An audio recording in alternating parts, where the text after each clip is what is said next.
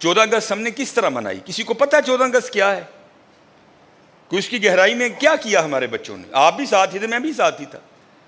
منہ ان کے رنگ دیے، جھنڈی، وہ پتہ نہیں کیا کیا ہم نے ان کو لے دیا. ہمارے بچوں نے حضرت وہ گاڑیوں کے سلنسر نکال کے سارا دن لوگوں کے کان کھائے نا. کیا یہ آزادی ہے؟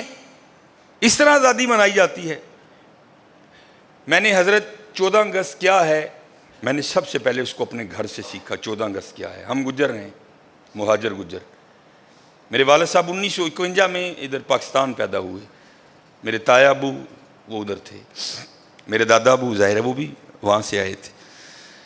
تو ظاہر ہے بچپن تھا، مہاجر ہو کے آئے، پاس کچھ بھی نہیں تھا، بڑی غربت دیکھی حضرت.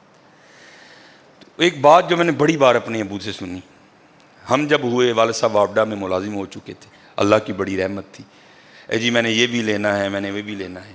پہلی بار نا 9th میں ایویں پتہ نہیں میں تو پڑھ لیا ڈون کارلس، بڑا نام ہوتا تھا، سروس کا برانڈ تھا یہ. میں نے ابو جی سے کہا جناب میں لینے دے بوٹ لینے ہی ہیں دینے. وہ لے گئے.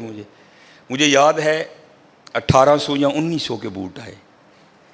تو جب بوٹ لے کے دیے نا ابو نے، ابو جی کی آنکھوں میں آنسو آ گئے. تو باپ تھا، میرے بھی دل کو ہاتھ پڑا. میں ابو جی کہتے ہوتے میں نہیں بوٹ لینا ہے، واپس کر دینے. نہیں کہتے بوٹ لینے سے مجھے کچھ نہیں ہو رہا. میں کیوں؟ کہتے یار مجھے اپنا بچپن یاد آ گیا. میں نے کہا کیوں؟ کہتے پتر تو نے تو آج 1800 کے بوٹ لیے نا. جب ہم انڈیا سے پاکستان مہاجر ہو کے آئے تھے نا، تو ہماری غربت کا یہ عالم تھا کہ سارا بچپن کبھی میں نے شلوار نہیں پہنی تھی. ماں قمیض اتنی لمبی سلوا کے دیتی تھی کہ ہم شلوار کا کام بھی قمیض سے لیا کرتے تھے. یہ تھا حضرت 14 اگست. ان کی روحیں بھی قبروں میں تڑپتی ہوگی جنہوں نے ہجرت کی تھی. اور کبھی کو بابا مل جائے نا یہاں بیٹھا، اس کو کہنا یار بتاؤ 14 اگست کو ہوا کیا کیا تھا. یہ ایک فگر ہے اور لکھنے والا کہتا ہے اس سے اوپر جا سکتے ہیں، نیچے نہیں آ سکتے کبھی بھی. کہتے جب ہجرت ہوئی نا تو 90,000 مسلمان عورتوں کی عزت لوٹی گئی حضرت. 90,000. اور وہ کہتا ہے اس سے اوپر جا سکتے ہیں، نیچے نہیں آ سکتے. یہ ہے اس کا حاصل. ڈیک لگے ہیں، گانے بج رہے ہیں، منڈے ناچ رہے ہیں حضرت. اگر کسی رکشے پہ کچھ 4 بیبیاں بیٹھی ہیں، سب لڑکوں نے اپنی بائکیں اس کے پیچھے لگا رکھی ہیں. یہ تھا 14 اگست. اس لیے لیا تھا پاکستان. آج کسی سرکاری دفتر میں چلے جاؤ، بغیر رشوت کے کام ہی نہیں ہو سکتا تمہارا. اس لیے لیا تھا پاکستان.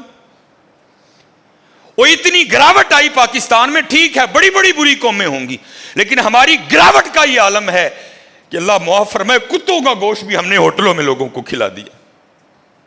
یہ ہے 14 اگست. یہ ہے 72 سال بعد پاکستان. اور خدا کا واسطہ کو ہوش کرو.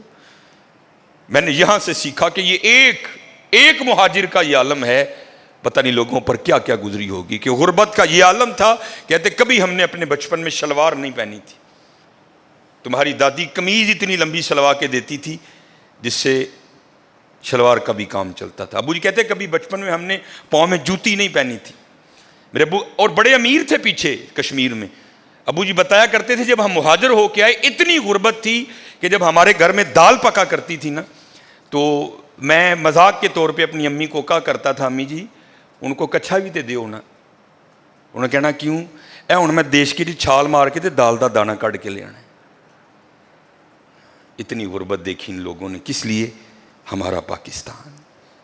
لیکن آج پاکستان کے جو حالات ہیں وہ سب آپ کے سامنے ہیں.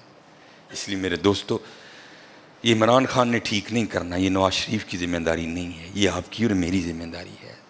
یہ آپ کی اور میری ذمہ داری. چھوٹی چھوٹی باتوں کا دھیان رکھو. اسار اپنا رول پلے کرو حضرت، اپنا رول پلے کرو. وہ بڑی مشہور بات ہے نا کہ جب نارے نمرود جلائی گئی نا تو حضرت ابراہیم علیہ السلام کو آگ میں پھینکنے کی باری آئی تو آگ اتنی بڑی تھی. اب وہ سوچ میں پڑ گئے آگ میں پھینکے کیسے؟ آگ کی تو قریب جا ہی کوئی نہیں سکتا، اتنی بڑی ہم نے آگ جلا لی.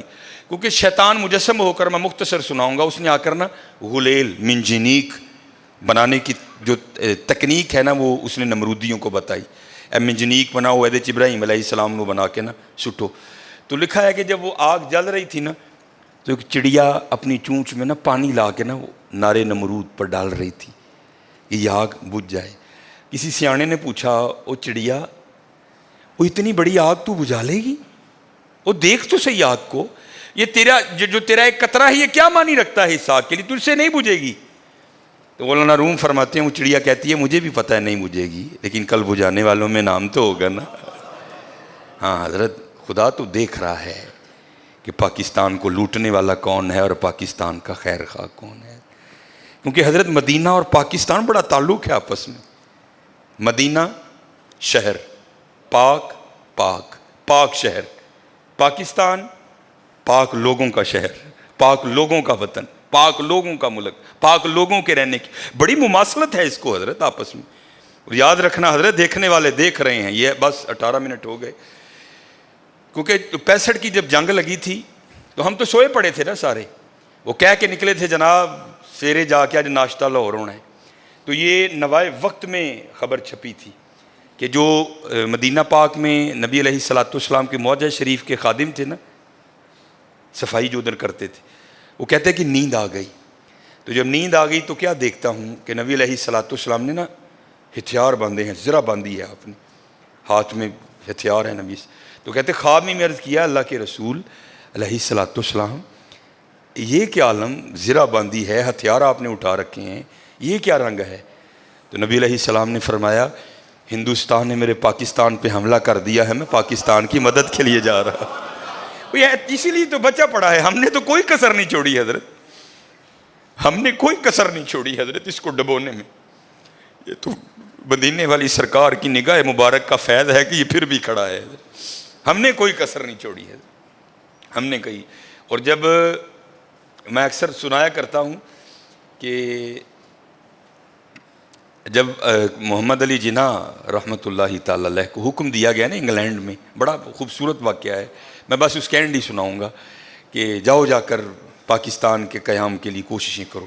3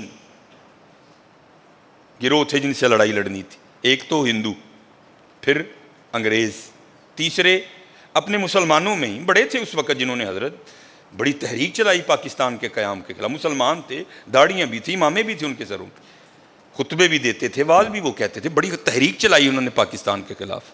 اب تینوں سے لڑنا تھا، تو محمد علی جناح کہتے ہیں کہ میرے دل میں خیال آیا میں کمزور سا آدمی ہوں، میں کس طرح لڑوں گا؟ تو نبی علیہ الصلوۃ والسلام نے محمد علی جناح رحمۃ اللہ تعالی علیہ کے دل کی بات کو جان لیا، تو حضور نے انگلش ہی میں، حضور تو ساری زبانیں جانتے ہیں نا، آپ نے انگلش میں محمد علی جناح کو کیا کہا؟ ڈونٹ وری، گھبراؤ نہ، آئی ایم ود یو، میں تیرے نال ہاں۔ ہاں حضور آج بھی ہمارے ساتھ ہے، اسی لیے تو بچہ پڑا ہے حضرت، ہم نے نہیں کوئی کسر چھوڑی اس کو ڈبونے میں۔ یہ حضور کا نگاہ فیض ہے کہ یہ اب بھی کھڑا ہے۔ نہیں حضرت، اس طرح نہ کرو، اللہ سب پہ رحم فرمائے۔